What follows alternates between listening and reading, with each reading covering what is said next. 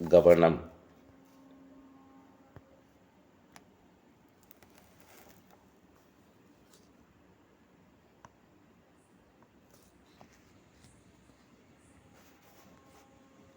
இப்போ கவனம் என்பது ஆங்கிலத்தில் நம்ம அட்டென்ஷன் அப்படின்றோம். இதனுடைய பொருள் நமது நனவு பரப்பில் உள்ள. அப்போ ஒவ்வொருவருக்கும் 3 விதமான மனம் பகுக்கப்பட்டிருக்கிறது. ஒன்று நனவு நிலை, இன்னொன்று துணை நனவு நிலை, இன்னொன்று நனவிலி நிலை. கான்சியஸ்ஸு, சப்கான்சியஸ்ஸு, அன்கான்சியஸ். இங்கே நமது நனவு பரப்பில் உள்ள பல்வேறுபட்ட தூண்டல்களில் நம்மக்கிட்ட நிறைய தூண்டல்கள் இருக்குது.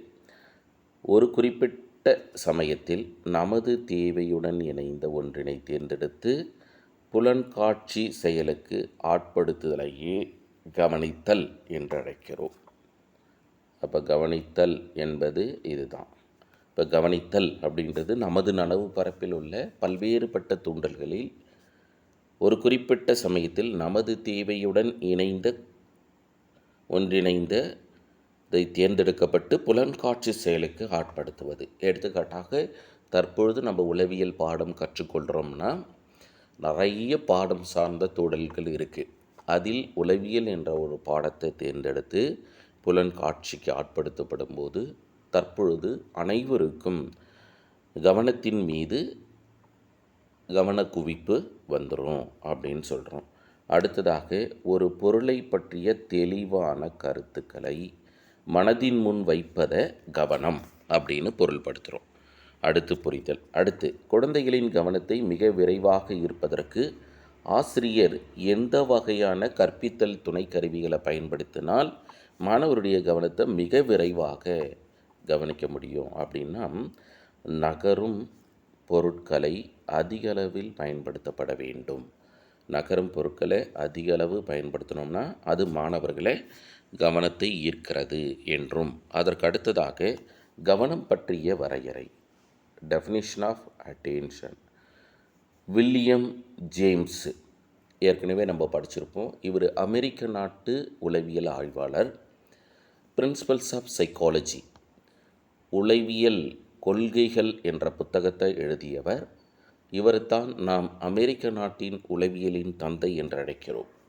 அவர் பார்வையில் கவனம்னு எப்படி வரையறுத்தார் அப்படின்னா, கவனம் மற்றும் நனவு நிலை ஆகிய இரண்டும் ஒரே மாதிரியானவை அல்ல. நனவு நிலையில் உள்ள சில கூறுகளை மட்டும் தேர்ந்தெடுத்து அதன் மீது நனவை செலுத்துதல் என்று கவனத்தை வரையறுத்தார். அதற்கடுத்ததாக மக்டூக்கல், இவர் இயல்பூக்க கொள்கையை சொன்னவர். அடுத்து நம்ம ஊக்கம் பற்றிய தலைப்பில் ஊக்கம் மற்றும் கற்றல் அப்படின்ற தலைப்பு நம்ம பார்க்க இருக்கிறோம்.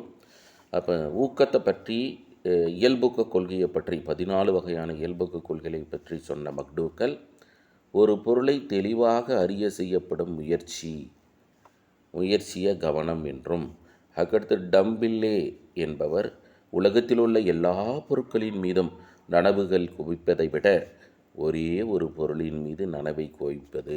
நிறைய விஷயங்கள் அது எல்லாம் நமக்கு நினைவில் இருக்கா? எடுத்துக்காட்டால் நீங்கள் சாலையோரம் ஒரு அரை மணி நேரம் வாக் பண்ணுறீங்க அப்படின்னா நிறைய விஷயத்தை கேட்டிருப்பீங்க, நிறைய விஷயத்தை பார்த்துருப்பீங்க, நிறைய பல வகையான ஒரு ஸ்மெல் பண்ணியிருப்பீங்க. ஆனால் எல்லாமே நமக்கு நினைவுக்கு வருதானா? இல்லை.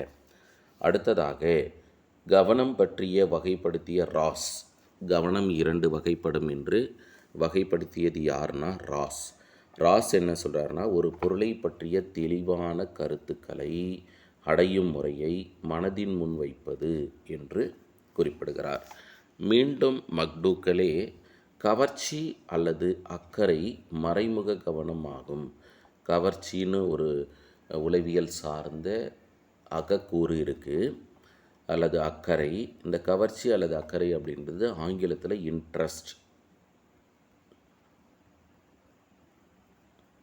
இன்ட்ரஸ்ட்னு சொல்கிறோம் பார்த்தீங்களா? இன்ட்ரஸ்ட்டு தான் இங்கே கவர்ச்சி அல்லது அக்கறை என்று நாம் குறிப்பிடுகிறோம். இது மறைமுக கவனம் அப்படின்னும். அடுத்து ரூபின் அப்படின்றவர் நம் நினைவு பரப்பில் உள்ள பொருட்களை உரு பின்னணி கொண்டு நம் கவனத்துக்கு உட்படுத்துவது. உரு பின்னணி கொண்டு அப்படின்றது பேக்ரவுண்டு இல்லை, அதனுடைய இமேஜினேஷன்.